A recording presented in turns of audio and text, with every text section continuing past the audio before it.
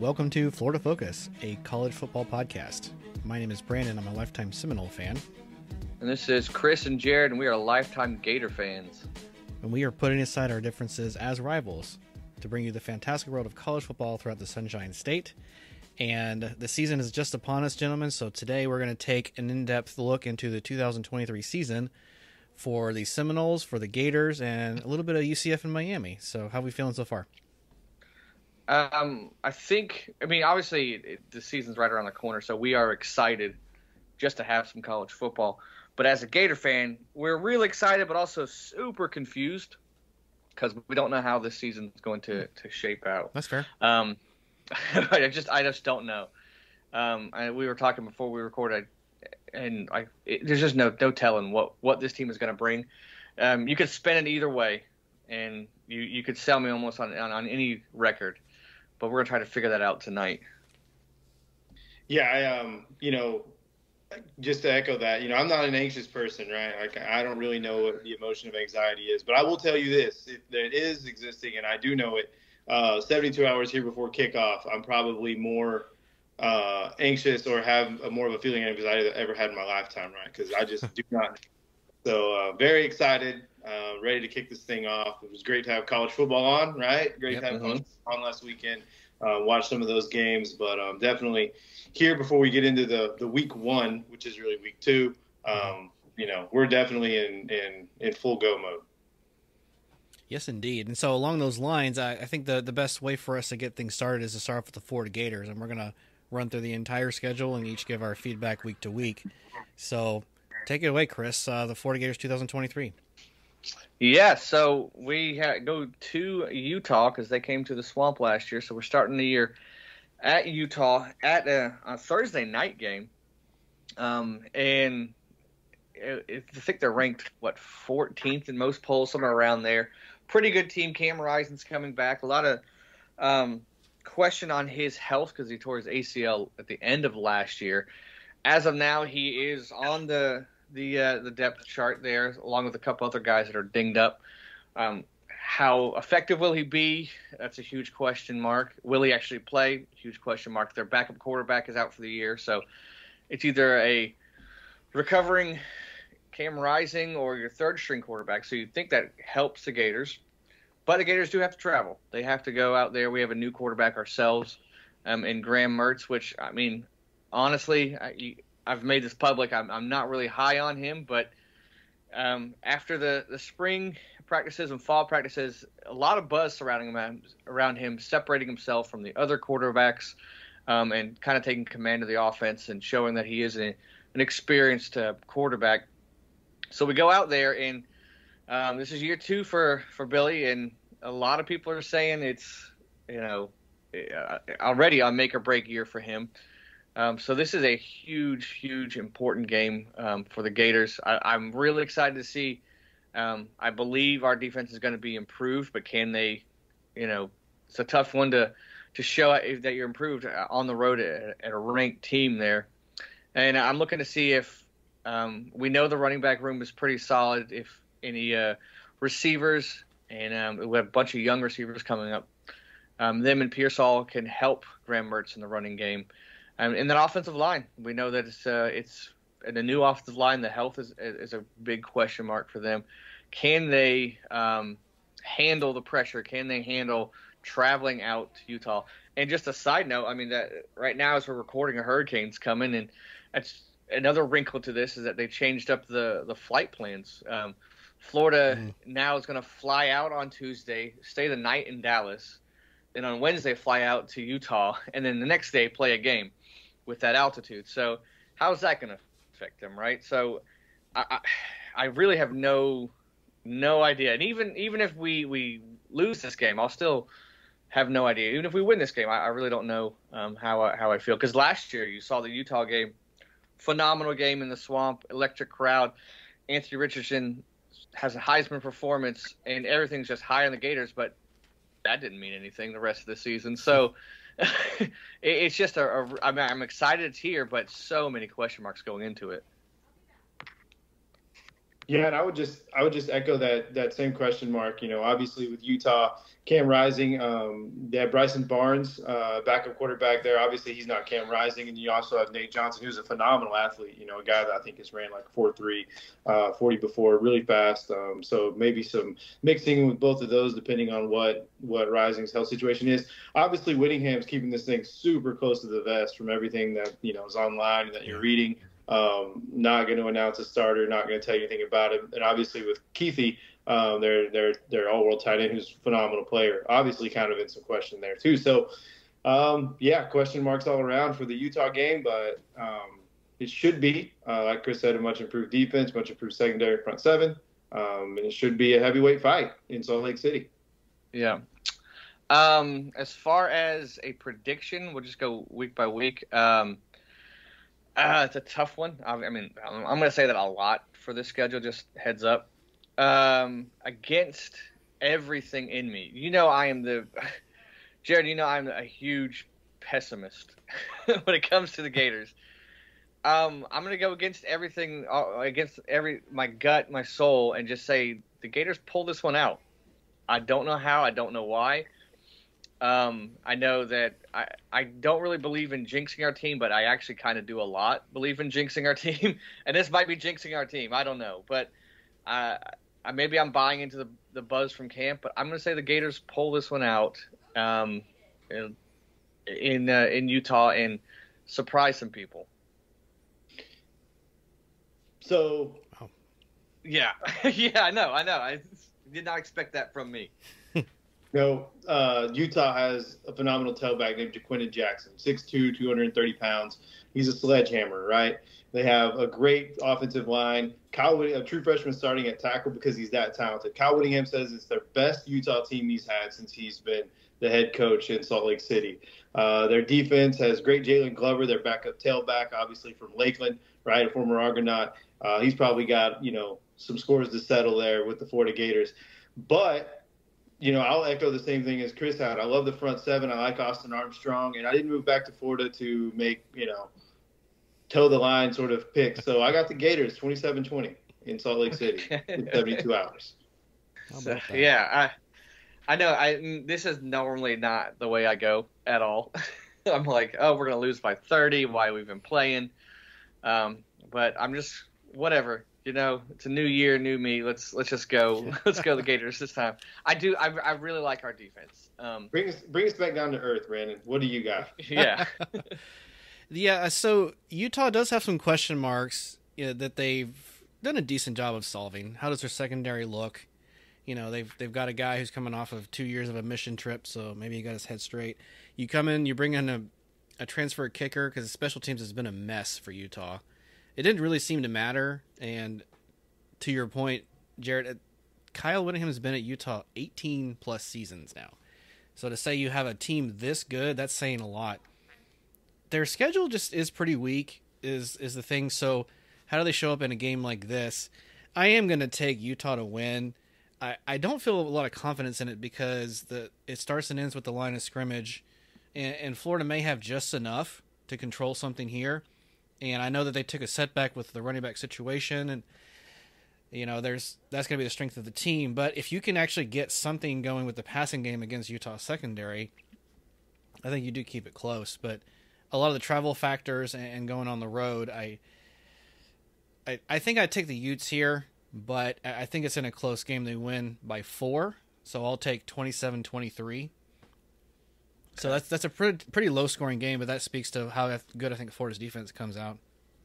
You guys know what the spread is on the game, just out of curiosity? So the spread started at 9.5. Okay. It got all the way down to Utah at 4.5, but now the line's back up to 6.5. Okay. And I think maybe that's like a signal that maybe Rising plays. I don't know. I mean, obviously, no one knows. Yeah. Even if he does play, I know his mobility is probably limited, which killed us last year. He is still an experienced quarterback, and he has a great arm. He has 17 tight ends he can throw to. And those tight ends just tore us up last year. Hopefully we're going to learn from that, and I think we do. I think I'm a big fan of Austin Armstrong on the defense to slow him down a little bit. And I think our offensive line is going to hold up. I I think Mertz, his 3 years of experience is going to help us get over the line and get a win. But thank you, Brandon, for keeping us grounded. Well, like I said, it wouldn't totally surprise me, and I kind of picked. I think I did pick Florida to win last year in the Swamp, which ended up being kind of a classic finish. But yeah, a lot of Utah's games in the last year or two, you're like the big matchups, like against Oregon, you lose against Penn State in the bowl game, but you do beat USC in the title game. What do you think of that? You play close games at Washington State. Maybe being at home is the sole reason why they win this game. Just to be honest, because it will be close, and we'll get into the politics of why this kind of game is scheduled. But if you follow us on Twitter, X, whatever it's called, at Florida Focus Pod, you saw some comments in the last couple of weeks about why is a SEC game like this being played? Like, the SEC doesn't need to reach out to this and go on the road and play home and away. They got enough clout as it is. So I'm shocked that, and the fact that it's a non-Saturday game just kind of baffles me. But here we are, and I think it's going to be a close matchup. I'll still take the Utes. Okay. All right. Let's see. Next game, McNeese at home. I see the Gators winning comfortably. I don't really need to talk too much. I just hope we get to see some backups because we're going to need it. We're going to need the reps, especially the young guys coming in. So Gators by a lot versus McNeese. Yeah, I wouldn't be surprised to see McNeese actually get some points on the board here. I know a lot of Gator fans probably don't want to hear that, but you're going to see a lot of guys rotating in and out, much like you did with the USC San Jose State game, right? So San Jose State put a lot of points on the board, but nobody cared. That game was never in doubt. And I think you'll see the same thing in McNeese. You'll see the Gators rotating a lot of young players. Guys like Kelby Collins will probably get a lot of burn, right? Jakeem Jackson at cornerback. A lot of those players that you hyped up all year during camp. We'll see a lot of those guys. So maybe McNeese gets, some points on the board, but pretty cut and dry what's going to happen here. Yeah, I'm looking forward to, in that game, seeing guys like Trayon Webb come in. Now that was it Cam Carroll had that our third string running back, he's out with a knee injury or leg injury. So I want to see the true freshman Webb come get some reps because we're going to need him throughout the rest of the season to give Etienne and Johnson a breather or two. So that's the guy I'm really looking forward to see in that game in particular. Yeah, not too much to add here. Last year it was the Eastern Washington game. This year is McNeese State. Florida probably scores in the high 40s because you're trying to rotate in some guys, get some depth. You maybe go up 17, 20-ish to McNeese State, but Gators win easily at home. Okay. All right. Let's see. Going on next is home against Tennessee. And I think this, even if we lose to Utah, this game's going to be rocking. It's a night game already. The atmosphere is going to be crazy because we usually don't lose to Tennessee, and we did last year. And, I mean, you want to see a Gator fan roll their eyes, you just listen to someone talk about how good Tennessee is. And it's frustrating. And they are a good team. I mean, Heupel's really got them going. They are fun to watch. They put up a lot of points. And, I mean, that game last year was a high-scoring game. So I don't know if I'm ready to pull the trigger on the Gators on this one just yet. You know what? Forget it. Yes, Gators are winning this one too. The crowd's going to go crazy. Defense is going to get some turnovers. They won't be able to stop the run game. Gators in a close one, last-second field goal. Whatever. I try not to be a homer on things like this, and this is probably going to be the most homer pick probably ever by me. Outside of like just intentionally messing with people, right? So I do think that the home field has an advantage, right? Breaking out the All Blues, Tennessee coming to town. Obviously, myself and I think Chris is going to be in attendance there too, so that's going to probably play a huge role in the win. Not really, but Yeah. But no, I do think that I'm not saying that Tennessee's going to. A lot of people are saying Tennessee takes a step back this year. I don't know that I believe that, right? I think Joe Milton does complete a very high percentage of passes. Tennessee does have some weapons. A few question marks on defense, but they play like a good scheme, right? Their offense kind of takes care of their defense for the most part. They're able to sustain drives. They have a good running game. So I think that for the most part, most fans coming out and saying Florida wins is a kind of a crazy pick. And I'm sure I'm fine with being a little crazy on this one too. It's really going to come down to this Graham Mertz situation that no one knows about, right? So national fans think Graham Mertz is probably just this recycle from Wisconsin kind of trash. Florida fans, maybe a little bit more excitement, especially after Shane Matthews' comments about him. I'll go Florida too in a very close game. I don't know that I'm ready to give a score for that one yet. 27-24, Gators. All right. I like it. Very I like low it. All scoring. right. I guess if Florida's Come on, Debbie Downer. Let's no, go. I was gonna say like if Florida has a chance in all these games, they're gonna have to be low scoring like that, and so I get where that number's coming from. The biggest question I have with Tennessee is what exactly are we going to get from Joe Milton? You know, he transfers from Michigan, from Olympia High School in Orlando. This guy you've seen flashes where he could be one of the greatest passers in the game, and then on the other flip side, he could be benched by week 4. He could lose his job. It's really hard to know what you're going to get on offense there. There will be, I think, some setback with Tennessee, but mostly because you're just replacing a lot of defensive guys. And this was a tough one for me to pick. I actually am taking the Florida Gators as well, but there's going to be a lot of cultural things you're probably going to see shift with Tennessee, and that's the reason why I'm going to take the Gators. I think maybe you see some rushing attack there. Maybe this is one of the games where Tennessee inexplicably gives up 63 points like they did to South Carolina. I don't know that it's going to get that high scoring, but the point I'm trying to make is there are games where they just don't show up, or that just makes zero sense on the schedule that they played. And it's going to be tough in the SEC to win 11 games again for Tennessee. So they're going to slip up a couple of times, and I think it's maybe one of them. So, Brandon, real quick, I don't want to derail it, but you're a guy who's followed Heupel very closely, especially there at UCF, and you've seen a lot of that. What do you think from year 1 to year 2, having seen that transition before? What do you think that is kind of spells for the Tennessee Volunteers? So a lot of the culture shifts I'm talking about, like at UCF, year 1 to 2, it's a lot of guys not getting motivated for games. It's Heupel kind of quitting on the recruiting trail a little bit here and there, not willing to change a concept.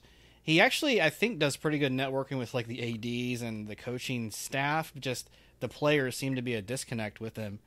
And I don't know that he's a long-term success for any program. And I would need to see him be somewhere 4 or 5 seasons before I would believe that. And so this is just kind of where I think the cracks in the foundation start to show. All right. Cool. All right, next up for the Gators, another third home game in a row of Charlotte. Again, I think it's going to be much like the McNeese game, maybe a little bit closer because we just played in. I can see a little bit of letdown. A big SEC game, your rival comes in the week before. Can you keep that energy up again? I think it might be harder. So maybe a little bit closer than it should be, but I still think the Gators win comfortably.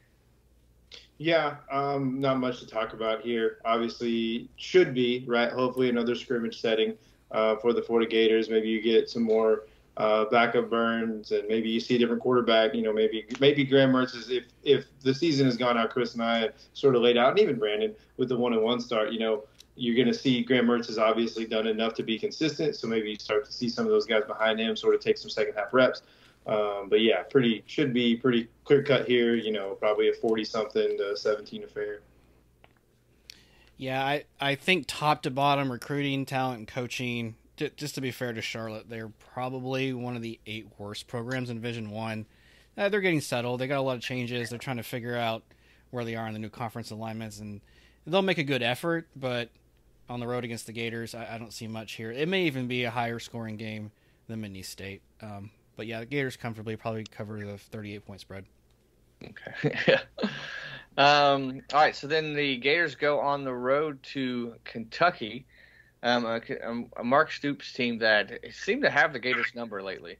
2 in a row, I think, now for them. And I still feel like we've had better teams both those games, but they just played better. And that defense is really has really stopped our offense the last couple of last 4 or 5 years, really.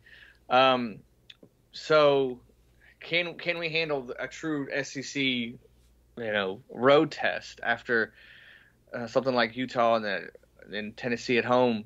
Now we have to go to Kentucky. They've had our number. I still think we're the more talented team. I think we've been out recruiting them last couple of years. But here's where pessimistic Chris comes back into play. They have our number, and we're going there. We're probably 4-0. If I'm right, if Jared's right, we're 4-0 at this time. I think they have some pretty easy games prior to us, so I think it's gonna be a nice matchup. I think we lose on a fluke play, fumble, special teams. I want to go Kentucky on this one in the upset. I don't want to say it, but I've been too positive so far, so I got to bring myself down here and say that we lose Kentucky on the road. Yeah, I got to start going first in some of these picks here. It sounds like I'm mirroring you, but I think Mark Stoops has done a really good job of just bringing in a really tough physical team year in and year out. His offensive, defensive line of scrimmage may not have the biggest names, but they play really, really, a tough brand of football, and it's shown throughout the years. So obviously you're going to replace Will Levis, who I didn't think was that good anyway.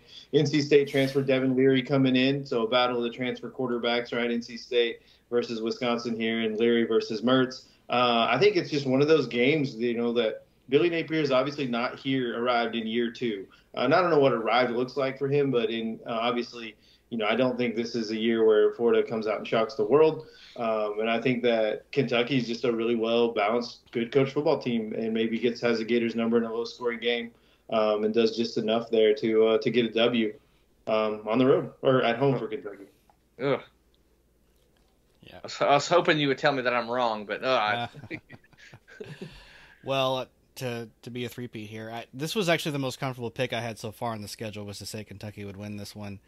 It's wild to think 5 seasons ago we would ever be saying something like this, where Kentucky would have the streak over the Gators. But Kentucky returns an insane amount of starts from their previous years on offense, including all but one position on the offensive line, but the one that's not returning is a senior. So some questions on defense for Kentucky. They've shown that they are a solid 7-8 win program, and they can actually challenge everybody else except for maybe Georgia/Tennessee, whoever's on top in the East. And so I'll take Kentucky by 10 in this one. So it looks like we're losing to Kentucky. Great. All right, so I'll go first for Vanderbilt, but then Jared, if you want, you can go first for the second half. So we return home to Vanderbilt, homecoming game for us. It's weird to say this, but this is a revenge game, just like Kentucky. It's a revenge game. We got shocked last year, on the road to Vanderbilt. After beating A&M and South Carolina pretty handily, you go on the road and just lay an egg against Vanderbilt. I know there's a lot of other stuff outside of football that was going on, but inexcusable nonetheless. But Vanderbilt team that looked pretty decent. It was a Hawaii, but still pretty good. Their opening game, pretty fun to watch. But I think Florida gets it together in this game, regroups, and gets the W against Vanderbilt. Maybe by like 10, maybe uncomfortably, but I think Florida bounces back in many ways against Vanderbilt. Yeah, I like Vanderbilt. I like the way they're coached, but I don't think that we're starting any Vanderbilt over Florida streaks here this season in year two. I think Shepard and Skinner do a great job at wide receiver for them. Obviously, A.J. Swan, their quarterback, stepping in last year after Northern Illinois kind of taking over in the helm there. And obviously, they look pretty decent against Hawaii. So obviously, that's going to be a fun team to watch. But no, I like Florida here. And I would probably say 31-20. Yeah, that's about right. Yeah, I think Vanderbilt's just going to be happy to play in a complete football stadium versus what they have now, which doesn't even have an end zone, and they're still in construction with a hanging scoreboard. But yeah, what Vanderbilt is at this point. They're a 4 or 5 win team, which is, it really did shock everybody to see Vanderbilt win against Florida, because I still don't think after that game you think Vanderbilt's a better team. But so they do a decent job, but I don't think it's enough. And Florida by 14. Okay. All right, Jared, tell us about South Carolina. Yeah, man. So Spencer Rattler coming back, getting a lot of preseason hype there. Beamer, another guy in the SEC who I think has done a really good job, like Mark Stoops, and sort of like bringing in a new culture, kind of fixing some issues with like day-to-day operations. Right, that's a tough team. They're good up front. They have a pretty good front seven. Obviously, took a hit in the transfer portal. Lost Jaheim Bell over there, so he's at FSU now. That was a pretty good. He didn't do anything last year against Florida, but he was a good weapon for them, throughout the year. And obviously Rattler, a lot of preseason hype. I do think Florida takes another loss here to the Gamecocks. Again, it's not that I feel like that South Carolina is so much of a better team or maybe even better personnel, but Beamer obviously, has been there. He's a little established now, and I just think he's done a good job. And I think he has that team kind of going in the right direction. I think they have a good front seven. They have some good defensive ends over there, and I just think that obviously, we just haven't arrived yet, right? So we're still gonna have to deal with some of these sort of tough losses here in year two, and I don't think that's going to surprise anybody, right? A 7-5 season would be 2 games, ahead of what Vegas has us at 5.5. So somebody's going to take some losses. Unfortunately, I think against South Carolina will be us. Yeah. What a huge thing South Carolina had with Rattler coming back, especially after the momentum they gained the last few games of the year. And that Tennessee game was electric. And yeah, like Jarad said, I mean, Beamer's just a step ahead of us as far as where he's at as a coach, and I really see this game getting out of hand for the Gators. I really can see it's probably our luck will be a night game, because it will be a night game. That place can at times be rocking, and I just think that we're just gonna. I don't know if we're at the team that can handle that crowd yet. And especially, I mean, if you look ahead, Georgia's coming up. I mean, although we have a bye after South Carolina. I don't know if Mertz and them can handle that crowd just yet on the road. So I say South Carolina's gonna roll us. And I don't like saying that, but I just could see that's the one game where it's like maybe we're even talent wise, but as a program they're ahead of us and it's on the road. I can really see them putting it on us. Yeah, I'm going to take South Carolina to win. Just a quick comment about the Gamecocks. I am impressed that the schedule and the coaching decision has really panned out for them. I mean, it would be easy for a program like South Carolina to just disappear with you've got Georgia every year, you got Clemson every year. This year they're playing North Carolina and, the whole slate of games you have. And there was a recent article about Virginia Tech, not to get too off topic, but this is the son of Frank Beamer we're talking about, the Hokie legend. He never even wanted to stay at Virginia Tech or even the ACC. He wanted to take a job like this, and it's only third year for him, so he's kind of early on. But impressive start to how he's got everything going, getting Spencer Rattler to come over and make a difference. So yeah, I would take South Carolina probably by 14 in this one, but kudos to them to keep a program going in the East. All right, so we move from South Carolina, and Jarad, let us know about the 2-time defending champs, Georgia Bulldogs, and our matchup with them. Not much to say about the Georgia Bulldogs that hasn't already been said. They're kind of the class of college football right now. They're great at every position. They're deep at every position. Running back, offensive line, wide receiver, defensive line, front seven, linebackers, safeties, corners. Everywhere you go, these guys have dudes just suiting up for them in the 2 deep, sometimes even in the 3. So a lot of Georgia's backups on defense could start at most SEC programs, right? This is just a very well coached, very well oiled machine. They will, a lot of people are saying they might take a step back here, moving on from Stetson Bennett. And obviously Carson Beck stepping in there, kind of in a little bit of a surprise decision to me. Georgia's recruited really well at quarterback. Maybe obviously with Stetson Bennett coming in and maybe not the most heralded name, they've recruited very well. They have a couple 5-stars just chilling here now. But we're going to go with Carson Beck. So obviously they think they have something there with Mike Bobo. And he likes what he has at quarterback with Beck. And so, this is going to be a pretty ugly game. I think the Gators are obviously approved, and I think they're making strides to do some things. Obviously, number 3 recruiting class in the country this year, and they're starting to bring those guys on the campus, but they're not here yet. And Kirby Smart has them right now. So it's gonna be a big loss, I think. Maybe like a 4-score affair. Georgia's probably gonna be able to call their score in every game, but maybe against Alabama in the SEC title game. Yeah, I mean, you kind of hit the nail on the head there. It's not going to be laughable. I think. I guess the only thing is, to look for is, can we close the gap at all? I'm not saying we're going to have to. I'm not looking for or expecting like a late fourth quarter tight game, but just do we look like we're closing the gap on them on the field at all? Because we're slowly, ever so slowly, inching with in recruiting against them, but we're not there on the field. And in the last few years, it showed. And we've had a couple of games recently where we kind of kept it interesting in the third quarter, maybe going into the fourth, but by the end of the game, it's still like a 3-touchdown win by them. Can we just make it interesting the whole game? Do we look better? Are we not just blowing coverages against them? Are we not just letting their running back run up the gut against us? Not just letting them force a bunch of turnovers versus like I just want to see, are we improving and closing the gap at all against them? That's the only thing I'm looking for. But as far as the outcome of the game, no, we're not winning that one. Everything you guys said already. I mean, it's tough when you're at a height that Georgia is to keep the talent you have with you. Jermaine Johnson's a perfect example of that. He was riding the bench for Georgia. The next year he comes to Florida State, one of the best seasons in school history, and wins ACC Defensive Player of the Year.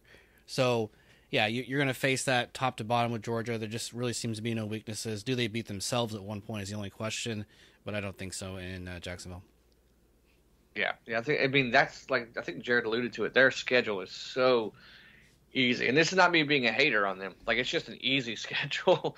Yeah. What stinks is we're one of those teams on there, and we're an easy schedule, easy team for them. I mean, it's sad, but that's where we're at right now.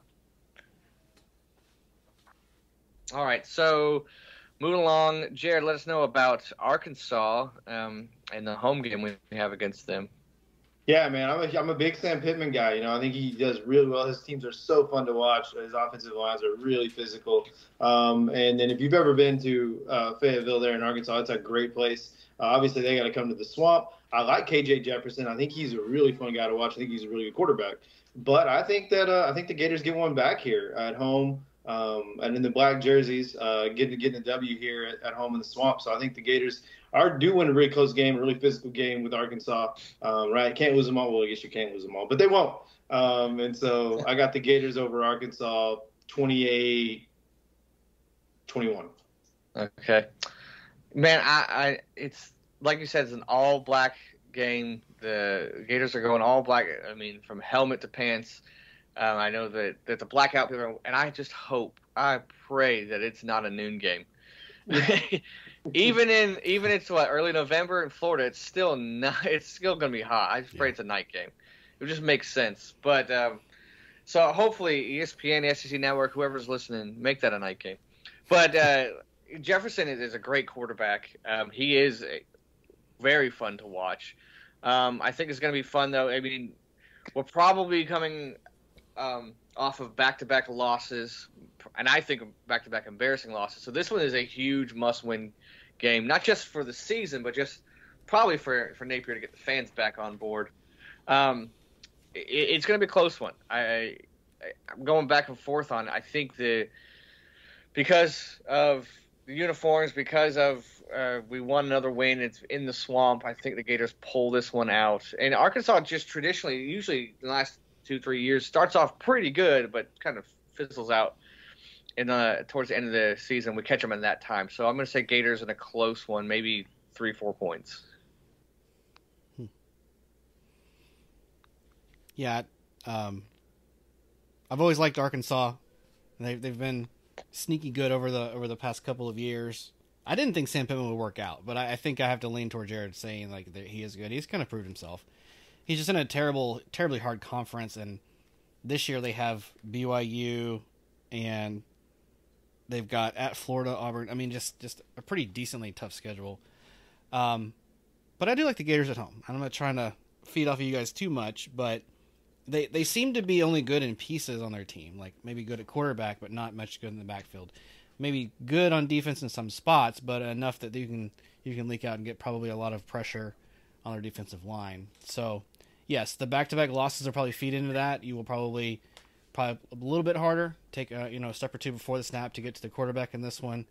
But I'll take actually Florida pretty big in this one. I'll take them by 17. I think they bounce back pretty good. Oh, okay. I like that. I hope you're right. I like that. All right, so Jarad, let's know about the Gators' next game at LSU. Yeah, man, Baton Rouge, obviously Death Valley, the real Death Valley, a tough place to play there down in Louisiana. As somebody who's lived down there, I can tell you that that fan base has ever been as fanatical as our own. Great fan base, great atmosphere, and they got a great team. And so one thing that Brian Kelly has really done is kind of turn that around. And not that they were ever necessarily in a bad direction, but like he's really brought in some discipline there, really brought in some talent, like guys like Harold Perkins at linebacker, who's going to be surefire All-American. He's a phenomenal player. Mason Smith obviously should be back by then, obviously serving that one-game suspension against Florida State. One of the best defensive tackles in the country in the middle there for them. And then everybody knows what they can bring to you on offense. Talented at every position. A little bit of a question, maybe with replacing guys like Butte on the outside, but they have another guy that's just as good and maybe even higher ceiling there on the outside. So I do think obviously LSU gets the win at home. As much as I hate to say it, because I really don't like LSU and I hate to see us lose another one, but that is a very, very talented team and they're very well coached. So. I do like LSU here, probably about 10 points. Okay. I would say LSU by more than 10. I'm not high on this game at all. They've had I don't know, 2018 is the last time we beat them. And they just had our number in some exciting games, some crazy games, but they all come up in LSU's favor, and now we're going on the road. There's a lot of hype surrounding that team going into this season, and I get it. Pretty good quarterback and experienced coach in Kelly. But, yeah, I really don't see Florida walking in there and coming out with a victory. Can they just keep it respectable? That's kind of – I would, 10. I would take 10, but I don't think it's going to be 10. I think it's going to be a lot more than that. I agree, LSU big. The only question I have is LSU does tend to lose some questionable games late in the season, and this one tends to be later in the year. So, like, they've lost against A&M, they've lost against Arkansas before. Is that where they slip up? I don't think so here, but, if Florida, for some reason, catches them napping, if they come in pretty hot, who knows? They may keep it close. All right. So 2 more games left. Jarad, are we going to have some difference in our picks? We'll see here. Tell us about our road game against Missouri. Yeah, I think this is a huge win on the road for Billy Napier and the Florida Gators. Obviously, Drinkwitz, another guy who, all these coaches in the SEC, this is a really talented league in terms of head coaches, right? And you've seen that throughout. The Big 12 is another team who has really deep coaching staffs. Obviously, the Big 10 with some big names there too. But the SEC has really been really good on some of these hires, right? So Drinkwitz, obviously another guy. I'm not a personal fan, but I'm not going to knock the job he's done when people said he couldn't, and he did. Just was able to land commitment from in-state 5-star defensive end William Nawari. So doing a pretty good job on the trail too. So I do like. Actually, I don't like anything about Missouri, but I will respect the job they do. But no, this is going to be a big win for Florida on the road. With Billy Napier kind of coming into this sort of wrapping up the season, and I think the Gators get them there in Columbia. Yeah, Missouri's one of those teams where they are mid to lower level on in the SEC for a long time, but yet they'll randomly pull out a 5-star out of nowhere, and it's like, to Missouri, I just don't get it. But good for them for doing that. I don't like Drinkwitz either. But I do give him credit. Like Jarad said, he is doing a lot better job than I thought he was going to. I think this one is going to be a close one. Because, if you look at Florida's schedule, just at South Carolina, getting up against versus Georgia, then Arkansas, then LSU, and now you're going to have to get up again on the road. Our luck will be a noon game. Can they stay up knowing that Florida State's next, right? So, and knowing that you're going to need some wins to get bowl eligible, I think Florida barely squeaks this one out. I think I just see this one of those games that we could even lose, honestly, just where it fits on the schedule and how I think the season's going to play out. But I say Florida just barely beats Missouri. Okay, first time in a while I've disagreed, so here we go. Missouri coming into this game is going to play LSU, Kentucky, South Carolina, Georgia, and Tennessee. Woo. They're going to be hungry for a win because out of that stretch, they may only get one. And I think all of the pieces they lost, a couple guys on defense, but where they replaced some guys I think I like at wide receiver for Missouri, I think where they probably kind of push the game and get enough points to score. I mean, they have a guy on defense named Johnny Walker. How good can that So I don't know. I think in Missouri here, and it's going to be late in the season. Missouri's gotten Florida. I'm really big on the history of matchups, as you probably can tell. And Missouri's had them as of late. Not every year. But, give me the Tigers. Yeah, surprisingly, I think Florida, since Missouri joined the SEC, Florida and Missouri, their records are tied. So this one's, I believe, how about that? Make or break for one of us. So, I mean, I kind of wanted to pick Missouri to beat us, but I'm going to go the Gators. But, man, I hope I'm wrong. I hope that we just blow them out. I hope Jared's right on this one. All right, so I know this is kind of a preview for what the FSU schedule too, but let's just go ahead and talk about it now. Gators and Noles, end of the season. Nole team comes into the swamp, highly ranked, at least starting of the season. Jared, how do you think it's going to play out? Yeah, this is probably going to be the only time that, so far, I guess, on the schedule that we're going to have probably a disagreement here. But, I've talked to at length to both of you about the Florida State Seminoles. I think Jordan Travis is great. I think Mike Norvell coming in here has done a really good job. He got off to a rocky start. A lot of people doubted him, kind of righted the ship last year, got 10 wins. A little bit of question marks around kind of like the quality of those wins, but you get to 10 and you win games, so can't really take any weight away from that. They have a good running back field. We mentioned their wide receiver and core, right? Keon Coleman comes from Michigan State. Johnny Wilson is phenomenal, like 6'7", catches everything. Well, he actually drops a lot of passes, but he has the ability to go up and get anything over anybody. And then obviously, a little bit of a loss in defensive line, but they recruited well through the portal. They've really shored up a lot of those things. So that's a very good team. But just to be different, man, I think the Gators at home get an upset in a 3-point just crazy game. Okay, interesting. All right, so I said to myself, I might have even said to Jared or Brandon, I was thinking the Florida State and Tennessee game. I was like, Florida's going to win one of those games. I think they're going to win one, lose. Well, I already used that bullet on Tennessee, so. Florida State. It's interesting to see last year what a Florida State team looked like with weapons other than Jordan Travis. When he's not your only offense, what can they do? And they looked pretty good at times there. So I really like, big fan of Johnny Wilson on the outside there, and I like the transfers they've had too.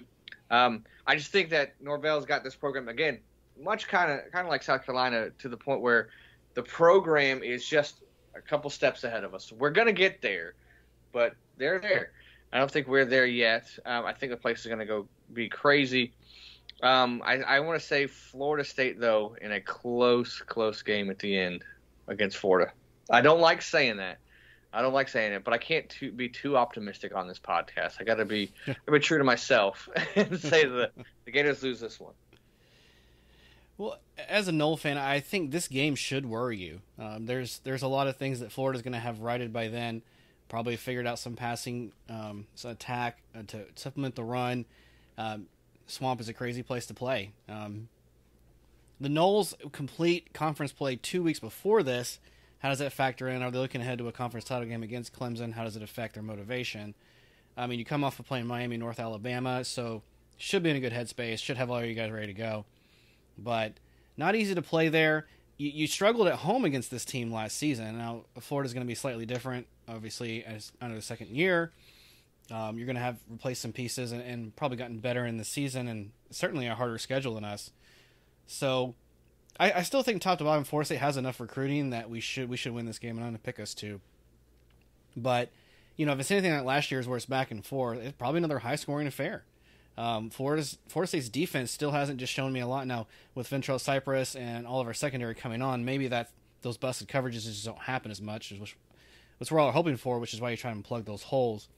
But I still think we're susceptible there. And it still worries me that this game could still go in the mid to high 30s, which I think it will. But I will still take the Noles. I think they're the better team here, and I think they do win in the Swamp. Okay. So finally Jarad and I disagreed on something. There we go. Again, I hope he's right, and I hope I'm wrong. But there we go. There's the Florida Gators schedule. I think I had them at 7-5. Yeah, surprisingly went 8-4 on this one. Though I haven't said that in any other conversation. It just kind of happened here. Okay. Breaking news. Okay. Well, I had Florida at 5-7. Okay. Oh, you had them at 5-7. Okay. Yeah, I mean, so you're like all the other guys on ESPN. They should hire you. Yeah, well, they got plenty of openings now, apparently. So. Yeah, true. Very, very true. All right, Brandon, kick us off. Let's talk about them Seminoles. Well, I mean, it starts off really, really easy. All you have to do is play LSU in Orlando to week 1. But the biggest news coming out this week, Mason Smith does serve that 1-game suspension. And guess what that did to the spread on the game? Nothing. Because you still have an LSU line that's really talented. You still have Wingo. You still have a lot of good coaching. Jaden Daniels can still score and move the ball. And their depth is pretty good. So the question here is, do you see another matchup where it's close? I mean, last season, you caught FSU really late in the game where we got lucky with a turnover, then we turned it back over. What kind of bounces do we get here? Mason Smith, it's kind of interesting that he's not playing. If he was going to be suspended, they should have probably held it closer to the vest and not told anybody, or just said he's still not ready to go. Either way, it just doesn't seem to affect their depth, and I think they still get a lot of pressure on us. What I want to see is, do they turn loose if you're the Florida State offense? Do you let things kind of fly? And, with Jaheim Bell, he's kind of a transfer in South Carolina. How much do you use him at tight end? Do you kind of move him in the slot? Do you have a lot of guys that can do that? You want to see, is he the kind of guy that starts his 40 to 60 touches this season? Does it start in Orlando? I kind of think you kind of try to use him in some trick plays to start off to get him comfortable. You run the ball a lot with Benson up the middle. You kind of get some things moving forward. This one obviously is really, really tough to pick, and I've been back and forth quite a bit. I'm taking LSU in this one. I know it's tough. It's hard to say. But I think something has changed, and I think the strength and everything that Brian Kelly's learned, he's going to take that and he's going to beat Florida State. Let's remember also he's played Florida State as the Notre Dame head coach too, so he's pretty familiar with not only the school but also Mike Norvell. Yeah, so not a bad pick. Obviously, you mentioned Mason Smith going out. Where I look at this game, I really look at Johnny Wilson and Keon Coleman versus the LSU secondary, right? So J.K. Chestnut transfers in, cornerback from Ohio State, fractures his leg. Denver Harris transfers in, a cornerback from Texas A&M. He's suspended. So now you're looking at Chestnut to step in there and fill that role at cornerback position, and he's going to be good. He's going to be fine. But I think Florida State has a really good chance to take advantage of a sort of kind of like thrown together LSU secondary. Not saying they're not talented, not saying that those guys aren't good, but I think that Florida State wide receivers are going to have a lot more continuity than what LSU is going to step into that game with. And I think Jordan Travis and Jaden Daniels is going to be the premier quarterback matchup of week 1. Should be really exciting. So I'm looking forward to that. But I think Florida State does just enough here to take advantage of that LSU secondary, kind of put them in some bad situations and get a W there in the home state in Orlando. Yeah, I mean, last year's game was so fun to watch. I mean, probably not for you, Brandon, until the very, very end. I know this guy got real nervous, but as just a guy who didn't like both teams, it was just real fun to watch. And a lot of people are like, will that happen again? I think so. I think this is setting up to be a last-minute maybe even overtime game. I think it's going to be. I think these guys are so their talent level is so close to each other. You got experienced coaches there. Jarad hit a nail on the head there. The quarterback matchup alone is worth watching. I don't like what's happening off the field at LSU. The bad timing with the injuries and the suspension. I think that bodes really bad for them, honestly, the momentum going into this game. So I think something like that, and then it being in Orlando, I think FSU, again, it's going to be some kind of thrilling win, gets the victory against the Tigers. If I was a weaker man, I would change my pick based on what y'all said, but I'm going to stick with mine. Also, Orlando, Florida State's never lost in this city, so it would be a first if they did. Yeah, I think the Noles pull it out. Okay. All right, so next game, September 9th, Florida State will host Southern Miss, and the Golden Eagles, we actually played this team not too long ago, so the 2017 season in a bowl game. Not that matters too much here. Southern Miss is pretty decent, handling things down in the South. They have a pretty decent squad compared to what they play and what they're doing recruiting. But just a few days after you played LSU, you're going to want to rest some guys up and not get caught in a trap. This one probably will be lower scoring than people think. We've done this short week before, and we've actually underwhelmed.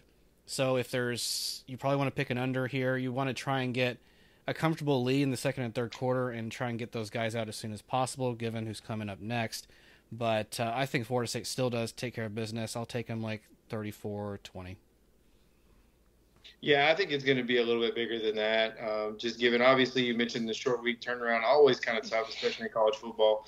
But Florida State's just really way too talented, in my opinion. Even, maybe stepping in and getting some more of those burns, maybe like that scrimmage like feel we talked about in those early games with Florida. But, I really think that Florida State's able to get some guys some reps, comes out pretty comfortably in a win here. Yeah, I could see FSU coming out flat a little bit. Just a slightly shorter week, and you got hyped up earlier for LSU. I can see them coming out flat, but they're not gonna mess around too much with Southern Miss. I think FSU big in this. Okay. Next week, Florida State travels to Boston College. We already know this is a 12 noon matchup. So the Eagles are kind of an interesting squad. Something I was hearing from some media this week is that there are two schools in the ACC that can kind of become what they've called an energy vortex.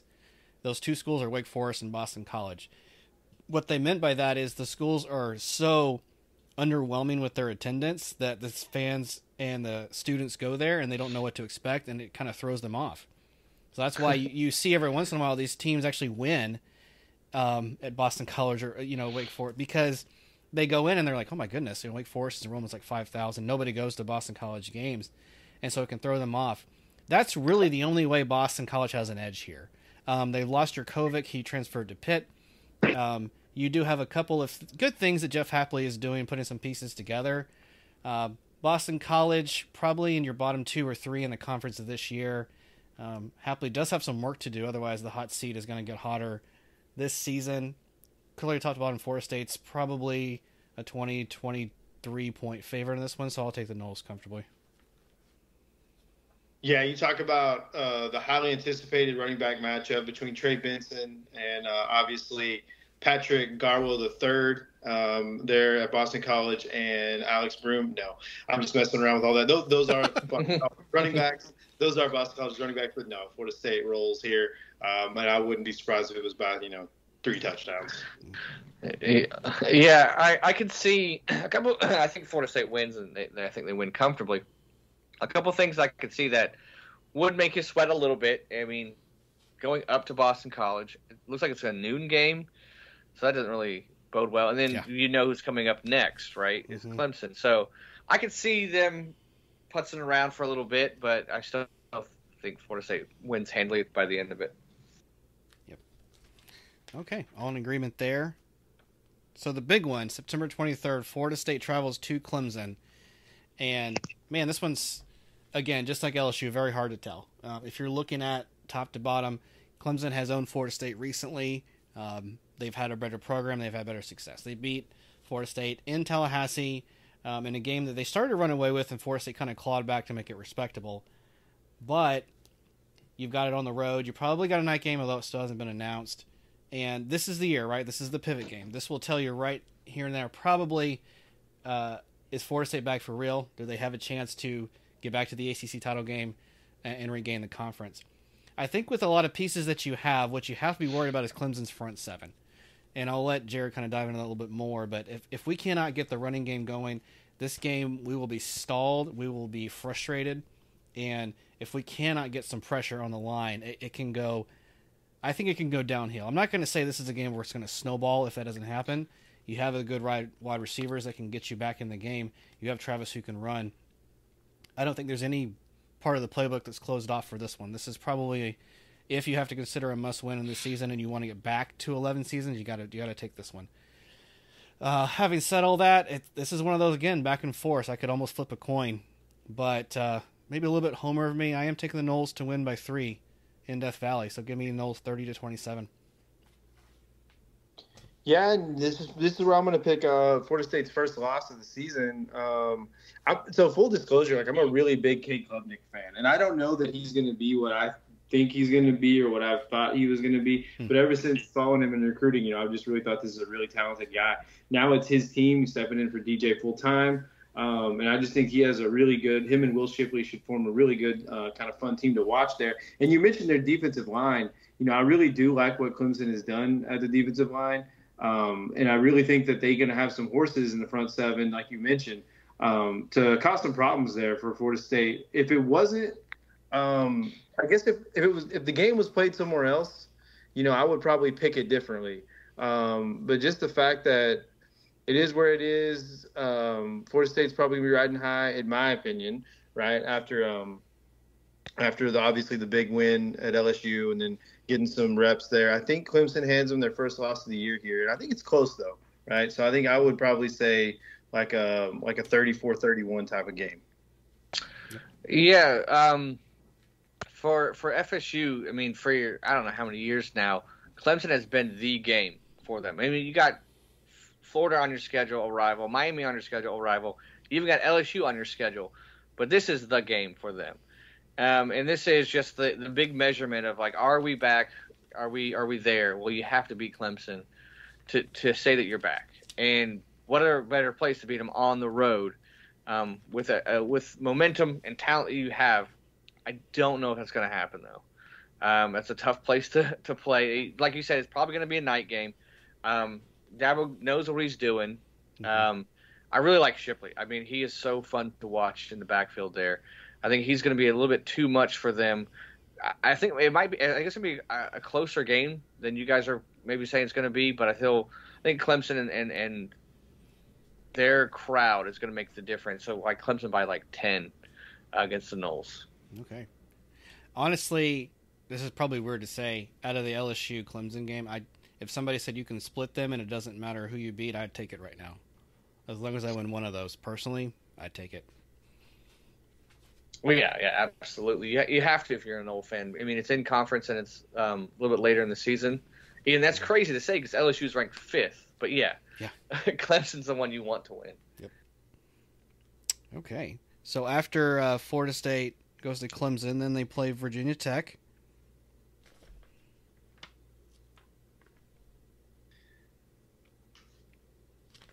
So I have no faith in Virginia Tech football, really football in the state of Virginia. I just think, and honestly, like I think it's a travesty, right? Because when you look at the state of Virginia and you look at the DMV and you look at all the talent that comes from that area, and then you see schools like Virginia and Virginia Tech and just the struggle of what is collegiate football in the state of Virginia. It's really like I would say disheartening, like sad. Like the state of college football in the state of Virginia is very sad. So I really just don't think this is any sort of a contest, as much as I hate to say it. Virginia Tech carries a lot of tradition, but really, what is that tradition really founded on, right? A few good seasons under a quote-unquote legendary coach, I guess. But no, this isn't anything to – I mean, obviously tune in, check it out, for all the no fans out out there. Watch Jordan Travis sort of kind of continue his Heisman campaign in a game where he should put up really big numbers. I just think Virginia Tech's overmatched. I think Florida State's too good. They're better coached, and I don't see this one being a contest really at all. I could honestly see this being like a 41 to like 17-20 type of game. Yeah, I would say that I feel bad for Virginia Tech because where in the schedule they play Florida State. They have to go to Florida State after they play Clemson, which we all think they're going to lose to Clemson. So, yeah, I feel real bad for them because I think Florida State's going to take it out, all their frustrations out on Virginia Tech that day. Yeah, I can see that. Virginia Tech's trying to get some things right with probably their new coach, but the article I mentioned in the last episode, but with the problems they had with Fuente and everything, it puts an exclamation point to exactly what Jarad said. It was the recruiting. The high school that Michael Vick went to, they didn't even recruit there for like 5 seasons. No one even knew like any coaches if you went to that high school. That's just sad. And Florida State's had their way with recruiting that area of the country for a long time in the ACC and had a lot of success. So yeah, Florida State big. Vodtech's had a lot of things to do, and they may only win 4-5 games at the most this season, but it won't be this one. Yeah.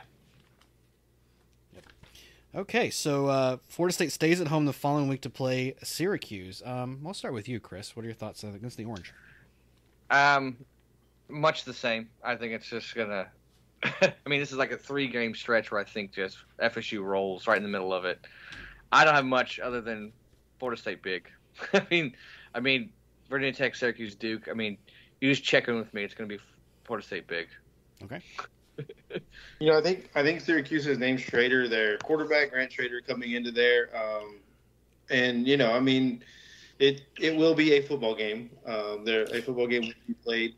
But I just don't think, and no knock on Syracuse, right? I mean, I think that Syracuse in the past few years, I mean, they've had some like surprising good competitive teams, and they've been, like a fun team to watch. They've had some talent come out of there. I just don't think that this is their game right here in their week. And obviously a team that will probably, struggle for the majority of their schedule. This is just going to be another one of those games for them, unfortunately, if you're a Syracuse Orange fan. So yeah, no, I like Florida State pretty comfortably here. Yeah, Syracuse, they're baffling because they started off pretty well in Dino Babers, and then they've fallen off. He still has a losing record as a head coach, despite winning co-ACC Coach of the Year just a few seasons ago.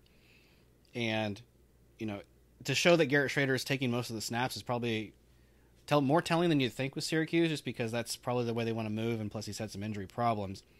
But one of our new permanent ACC rivals, which we're going to play every year, Syracuse, not the year. The Syracuse probably go bowling, and that's probably a ceiling on them this year. Otherwise, I don't think Dino even keeps his job. But I'll take Florida State by 17. Next week, Florida State stays at home and plays the Duke Blue Devils. So I'll start this one here. This one is going to be a sneaky game. I'm not going to say there's a chance Florida State is going to slip up and maybe lose this one. Florida State's actually never lost to Duke, and that's probably something Florida State fans probably talk about too much. But Duke's actually given some effort here. They've kind of put some steps forward into like a coaching for the football team. They've made an effort at recruiting. They have some decent quarterback play. I think a lot about Duke we're going to know in week 1 when they start the season against Clemson. I don't know that this is going to be like a totally just walk over them game for the Clemson Tigers. But I don't think Duke's going to win either. But, look for Duke to surprise some people. They may keep this one close for a lot longer than you think. So maybe a single-digit game and Duke covers. But I will take Florida State to win. Yeah, no, so I'm kind of with you here about Duke football. I like Riley Leonard. I think he's going to get the start there. They have some pretty fun weapons there. I think Duke football's, probably a little bit overlooked. I think they're going to be a pretty competitive team. And they've shown that in the past, right? Duke's been able to put together, and they can show you that, like when they have the right guy in charge, when they have the right culture there, that they can win some football games. And I think this Duke team is going to be pretty decent. Again, I'm probably not going to pick them to win, but I could see them keeping this within one score, 10 points maybe, if ball falls right. Mm-hmm. You guys are crazy. They're going to blow them out. Okay. I think they're going to blow them out. I think they're going to be rolling, getting some momentum by Tech, Syracuse. They're going to be looking forward to getting back on track so they can meet Clemson in the ACC championship game. I think they at home. I mean, yeah. Okay. Florida State all. I like it. Here we go. So moving on. October 28th, Florida State travels to Wake Forest, and you go to Winston-Salem. You see a team that you've struggled against about the last 6, 7, 8 years. Sam Hartman's gone, so this game is a little bit different. We talked about the low attendance there, so that actually can throw off the momentum. I was initially worried about this, as you can go back and listen to our previous episodes, but I've kind of calmed my fears. I feel more comfortable with Florida State to take care of business and get this done. I don't know what to expect from Wake anymore. I don't know that they're going to run the same high-octane offense where they try, and I think one season they actually did run 100 snaps in a game. I don't know if they could do that. They still have the personnel for it. They've lost a lot of guys. And I want to say one of their wide receivers either lost for the season with an injury or I forget the reason why. So that's going to cripple their offense even a little bit more.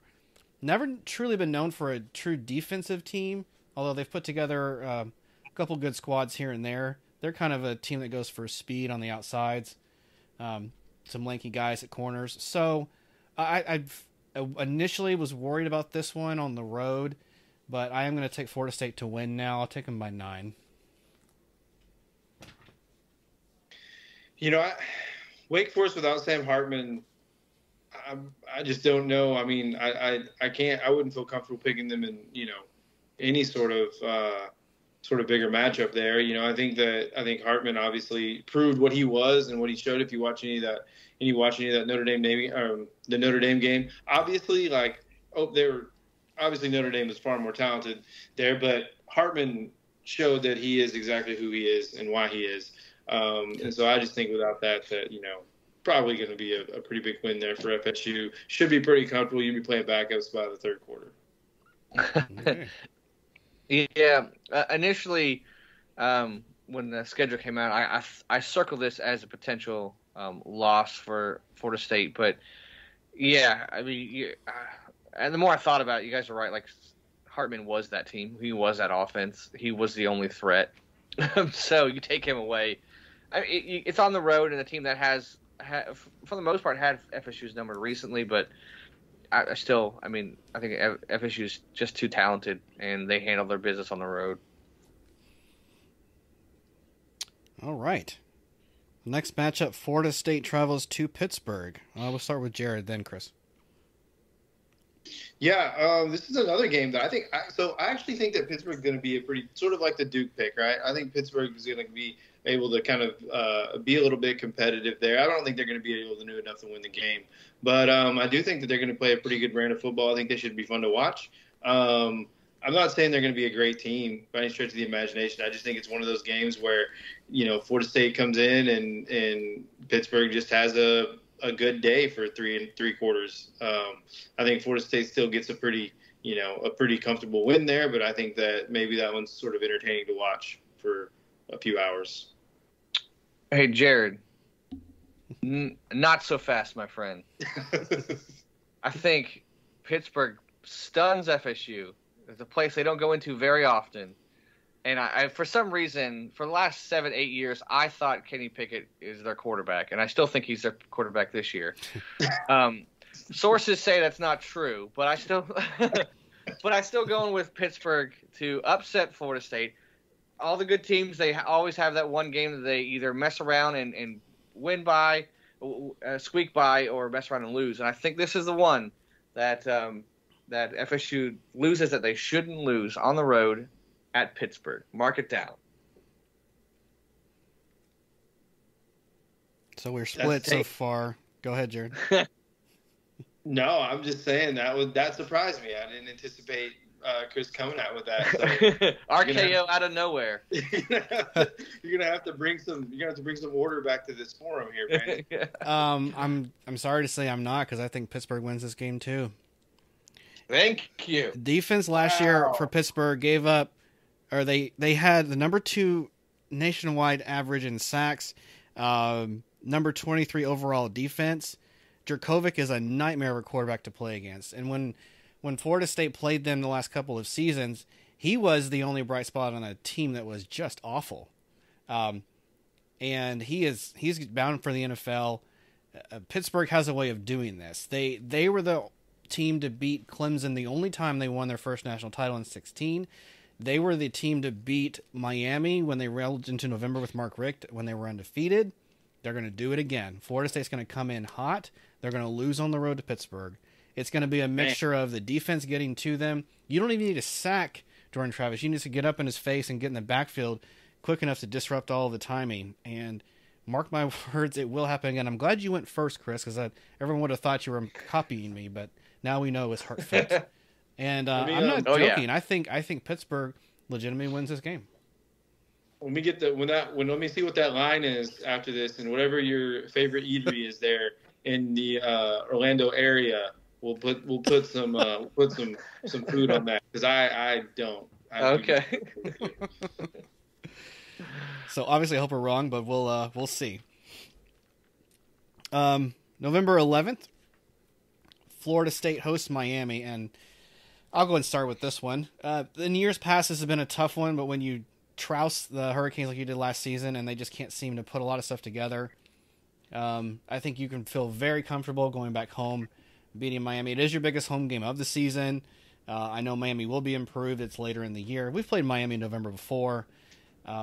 It's not going to be the beatdown it was last year, for a number of reasons. Probably trying not to go too hard before the end of the season. You have a weak opponent week after that. You got to save up for Florida, and you hopefully, if you haven't spoiled your spot in the ACC title game, you're looking forward to Clemson in 3 weeks. But the Miami game is where you lock up ACC play.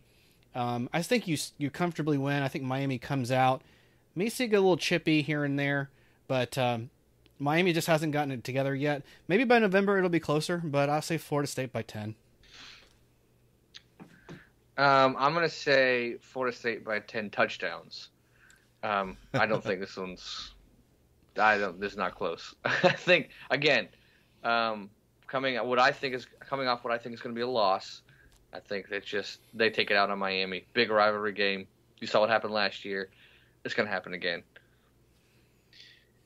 Miami's getting a lot of national hype right now. I don't know if you guys watch a lot of 247 Sports and On3, but a lot of prognosticators are picking Miami to have a really big bounce back year. You bring in Shannon Dawson, the offensive coordinator, obviously Tyler Van Dyke coming back, didn't transfer to Alabama, staying there in Coral Gables. And a lot of people are thinking the Miami Hurricanes have a really big bounce back year, maybe win 9 games.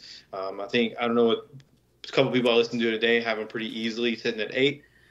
So this is a game that I would not be surprised at all to see Miami lose.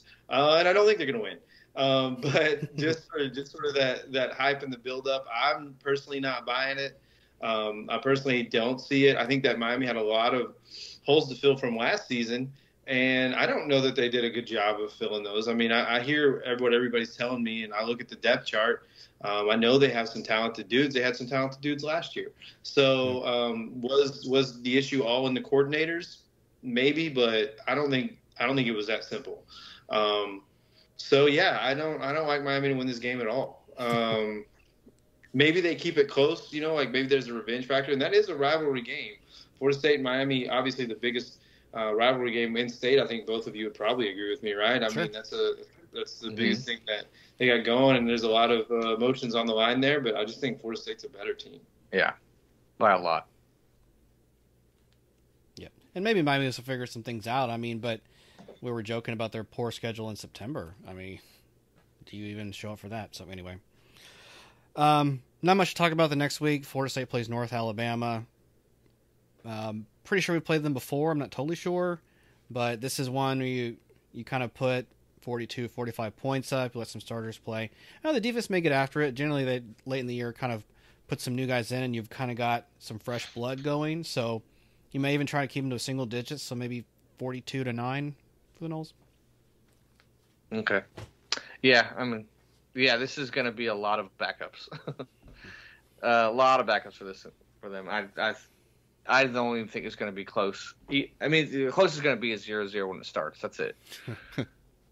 Yeah, nothing like scheduling a scrimmage there for your team to wrap up the season. A nice little way to kind of mosey on into your postseason play. So just kind of exactly what you guys said. So the teams will line up and there will be a ball kicked off. Right. It may even be cold, but that's the only thing to report there. We've already talked about Florida State, Florida. Just a reminder, I took Florida State to win that one. And you guys had who? I had Florida. Sorry. I had Florida State. Okay. And Jarad had Florida. The only thing that I think obviously it's at the end of the season, but look forward to is maybe it might be a game where FSU needs that win to get into the playoffs, or Florida needs that win to get bowl eligible. Like, that could really throw a wrinkle into it. But if it's just what I see on paper, I'm going to go Florida State. Okay. Yeah, and so much of this really, I think, is just dependent on who Graham Mertz ends up being for the Florida. We touched on this at the beginning of it, but this Florida team is a big question mark, and I did pick them to win this game, and I think that's kind of me saying that I believe that Mertz can turn the corner there and have sort of a transfer sort of Cinderella story for him, but open all debates there, and there's no guarantee that that's going to happen. So. All in all, there's a lot of on one side of the state, there's a lot of question marks, right? In the middle of the state and up north, there doesn't seem to be very many question marks. And that's kind of where we're at right now. Yeah, exactly. Yep. Very true. And you're right with Florida State. What are they facing up the following week? How does that factor in? All valid points. Okay. All right. That's cool. Good job, guys. Good discussion there.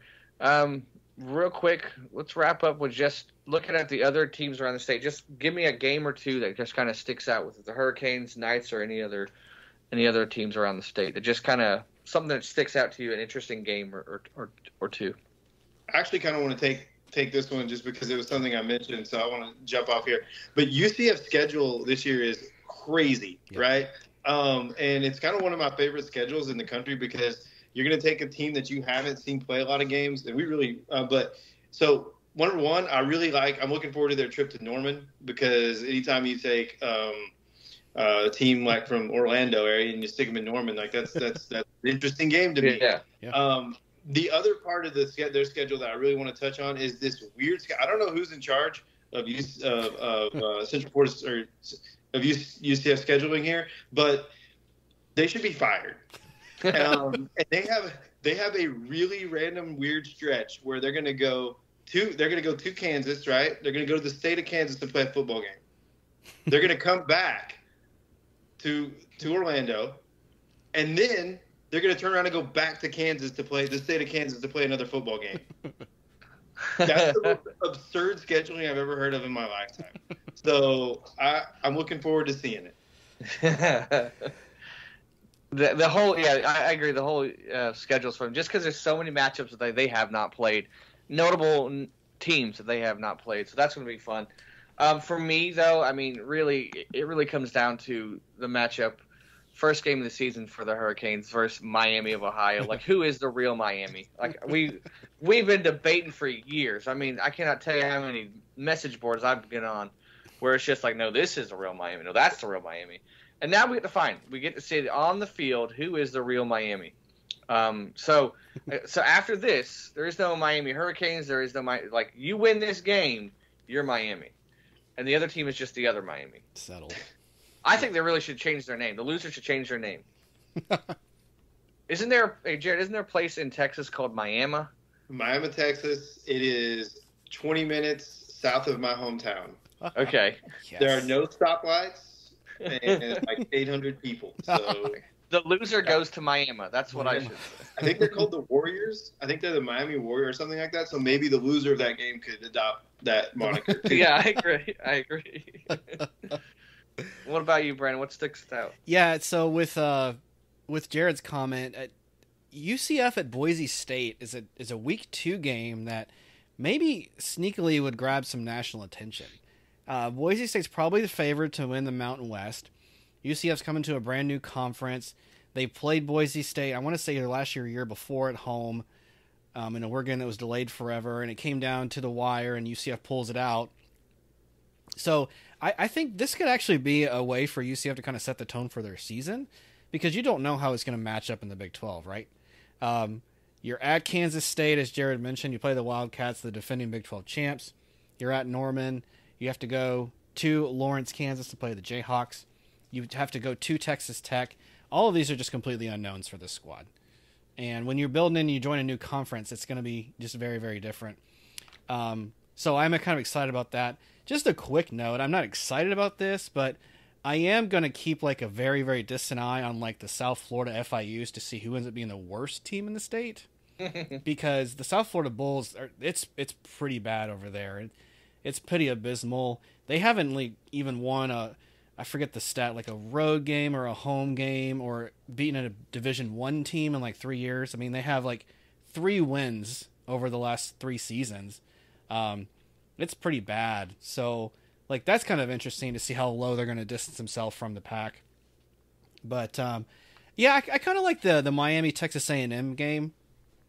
I think that's more, for me personally, it's probably going to tell me more about the Aggies than it will the Hurricanes. But it's going to be an interesting one. I just hope it's higher scoring than last year. But I think looking at where Jimbo Fisher's coming back with a lot of injuries and a 5-win season, we're going to know a lot about the Aggies right then and there. So I'm kind of excited about that one. Yeah, and Evan Stewart is a name that maybe a lot of people don't know if you don't watch a lot of Texas A&M football. But Evan Stewart's going to be, in my opinion, my prediction is he's going to be a household name in college football. I think he'll finish as like a top 3 or 5 wide receiver this season, and that's kind of my bold prediction. I mean, he is phenomenal, and he only a true freshman last year, but that's going to be a weapon down there in College Station. Wasn't he like a 5-star number 1 receiver coming out of high school, something like that? Yeah, he was up there. He's lived up to the billing, in my opinion. Okay. Yeah, looking forward to seeing him. I think Florida was in the running for him, right? Correct me if I'm wrong, but I think we were down to like the top 3 or something for him. Florida wanted to be in the running for him, and he did visit campus. He did visit a lot, right? And at the time, we had a quarterback that ended up at Oklahoma and transferred out of Oklahoma at the time, and they were really good buddies, both from down there in Texas. And Stewart spent a lot of time on campus, and gave him a run for our money. But at the end of the day, like, Dan Mullen's not going to win that kind of recruiting battle. Yeah, true, very true. Awesome, guys.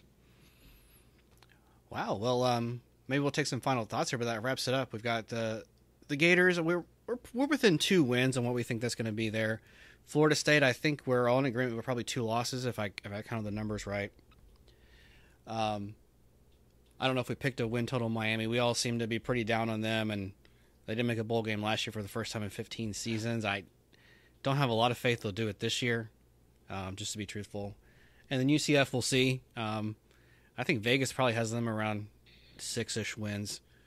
I think the Big 12 is just going to beat each other up. So it's really going to be like the top tier echelon, Texas, Oklahoma, Kansas State, and then everybody else is like 7-5.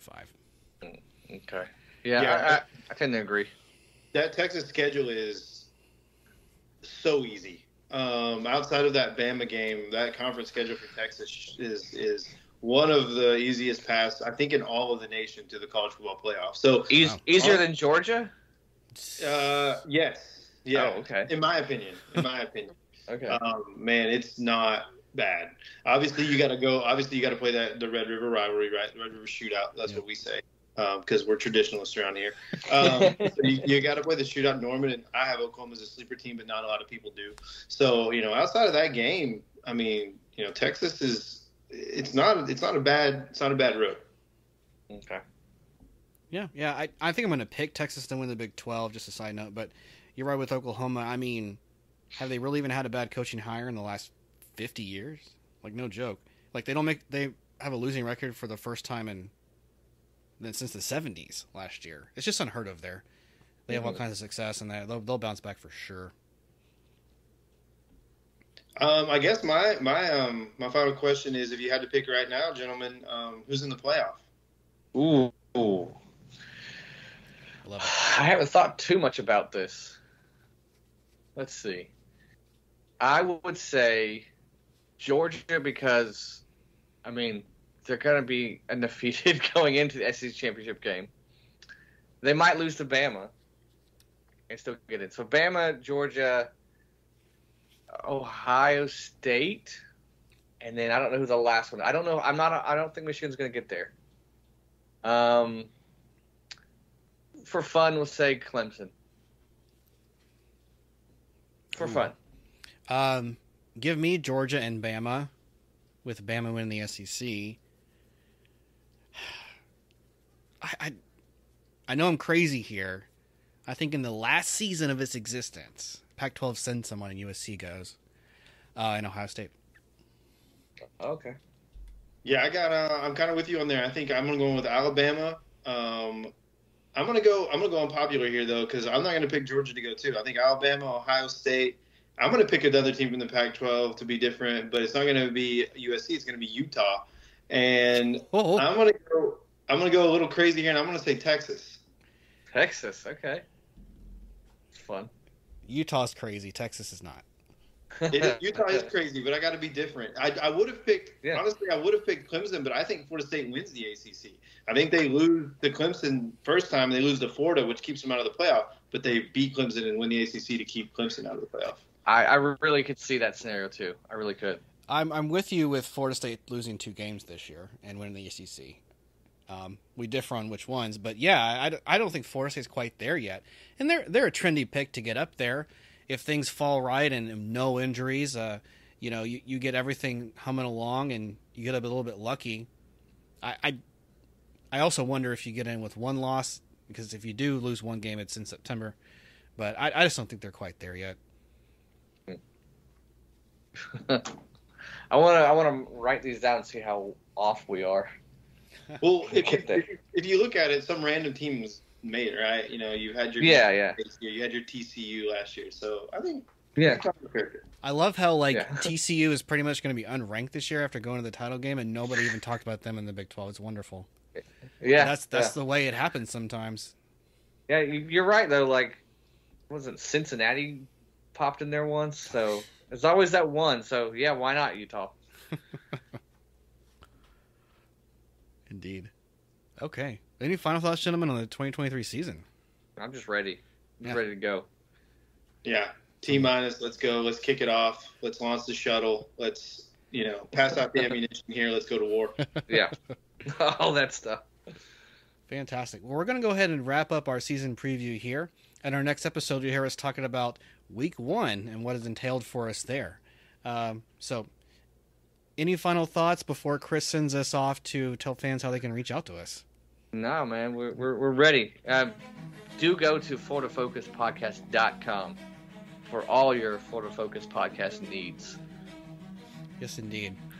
Okay, well, fans, thanks for listening. This is Brandon saying go Noles. This is Chris. And Jarad. Go Gators.